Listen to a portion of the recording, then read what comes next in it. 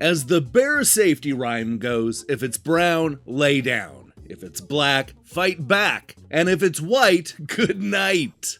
But what exactly are you supposed to do when you run across a paper-thin bear with Sharpie-drawn fur and a cute hood?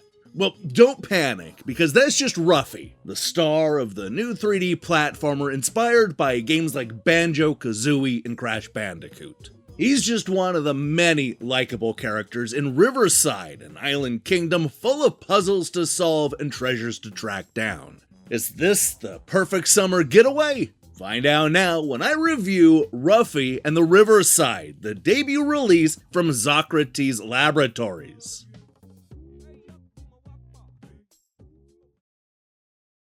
You've heard the story a million times before. The once peaceful Riverside Kingdom is threatened by a mysterious evil entity that seeks to destroy the fantasy island. But don't worry, because Ruffy's not gonna let that happen. He, along with his bumblebee buddy, decide to set out and not only get to the bottom of the mystery, but also save the sacred letters that power Riverside's core. Now, I know what you're thinking. How exactly does this paper-thin bear with a stylish hood expect to take on the evil menace? I mean, he's clearly gonna need more than luck and perseverance to win the day, right? Well, fear not, because Ruffy has a special trick up his very furry sleeve. You see, using magic, he's able to swap the properties from one item and apply them to something else. On a practical level, this means that you can freeze the ocean in order to walk on it, or turn a regular hay bale into a heavier material like, say, wood or stone. Now, early on, you're going to find that a lot of the swapping is there to help to navigate the 3D world. You'll swap vines with a waterfall in order to climb up the mountains, and turn stone pillars into wood, allowing our bear to use them as a floating platform. As we get deeper into the open world island, we'll start to use the swapping to solve a series of tough, but don't worry, still kid-friendly puzzles. A good example of how this works is by swapping the up arrow on an elevator to make it go up, or using your powers to manipulate the scoreboard when you're competing in a Tony Hawk's Pro Skater style halfpipe competition. Speaking of which, Ruffy and the Riverside isn't afraid to take the adventure in some unexpected directions. There are a bunch of two-dimensional mini-stages that you'll need to complete that are often found on the sides of cliffs and structures. One of my favorite parts of the game is a high-speed hay bale race that requires you to actually use the bear's powers to sabotage the other players. This is not just a fun diversion from the typical platforming, but it really underlines what makes this game feel unique and different. And that's something that I really like about Ruffy. While it's certainly presented as a standard 3D action game, the emphasis here is on the puzzle solving. Oh sure, there are still a few enemies that you'll need to fight and a couple of bosses to contend with, but they feel like almost more of an afterthought when compared to the puzzle solving. This is not one of those games where every level has a boss, because you're often there to just solve a brain teaser. It's common to go to a new part of the island and have to rescue a bunch of little fur balls instead of fighting monsters, and I kinda like that.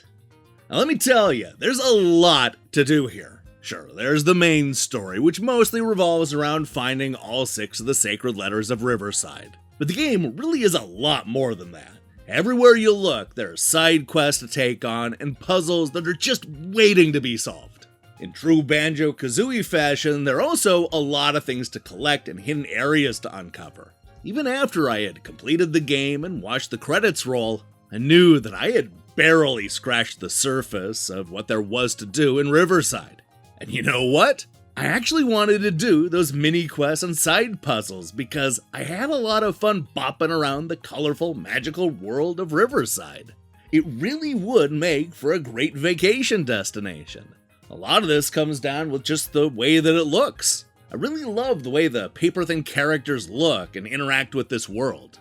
Even when the game is at its most serious, it can't help but be adorable. Good old Ruffy always dancing to the tropical beats. And his friends, well, they're full of personality and charm. It's the kind of bright and friendly open world that you'll want to revisit, even if it is just to solve a couple of puzzles. Of course, it helps that Ruffy is a whole lot of fun to play. He may be paper thin, but he's more than capable of overcoming this 3D world. He has the usual run and jump moves, along with a punch that sends him spinning around just like Crash Bandicoot or the Tasmanian Devil. His big move involves stealing the essence of an item with one shoulder button and then casting it onto something else with the other button. This works like a dream and even gives you the option to cast onto multiple items all at once. The game is really good about letting you know when you can take and when you can give. And seeing as there's a time limit for every item, everything that you need to solve a puzzle is always close by. And that's the thing that really sets this game apart. This is a puzzle game that's masquerading as a 3D platformer. Oh, sure, there are some platforming sections, but so much of this game is about solving the various types of puzzles. This isn't one of those games where you just yada yada yada your way through the puzzles either, because from start to finish, they're front and center. Hell, just opening up the path to the new part of the map requires players to go underground and solve a real brain teaser.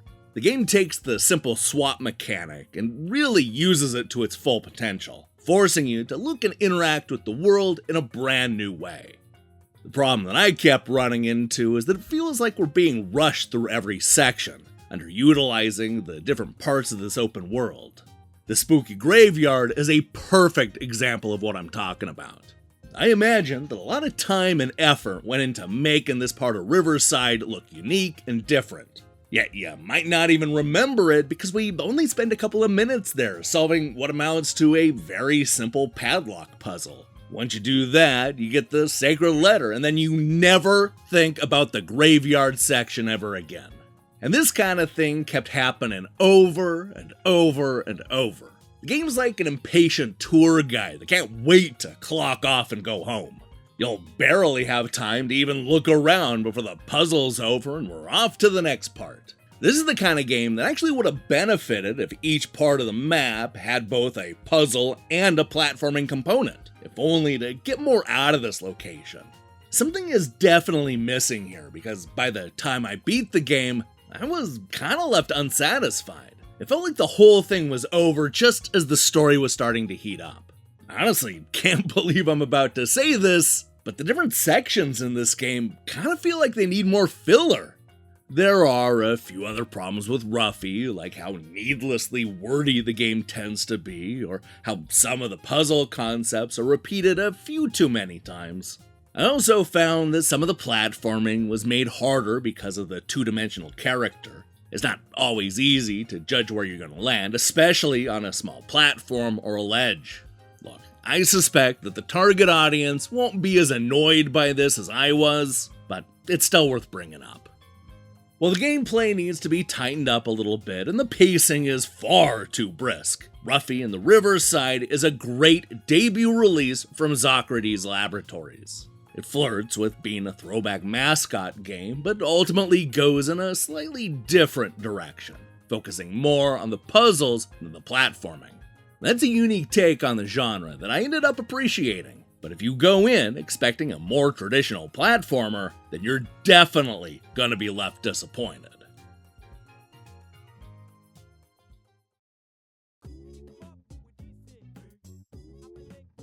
Ruffy is the star of a delightful new platform puzzle game that puts a real emphasis on the puzzling.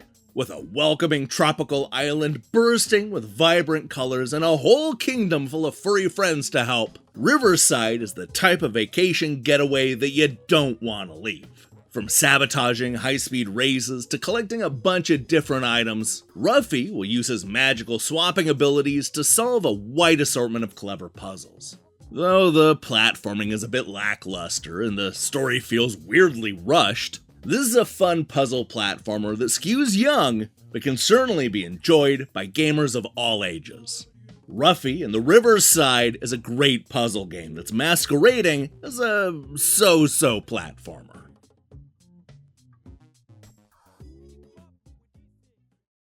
Hey, thanks for watching my review. If you liked what you saw here, then you should know that we post new reviews and features almost every day. Now, here's the question I have for you. What's your favorite video game bear? Between Banjo, Naughty Bear, Kuma, and hell, even Bear Hugger from Super Punch-Out, there are actually quite a few to choose from. Let me see your picks in the comments below.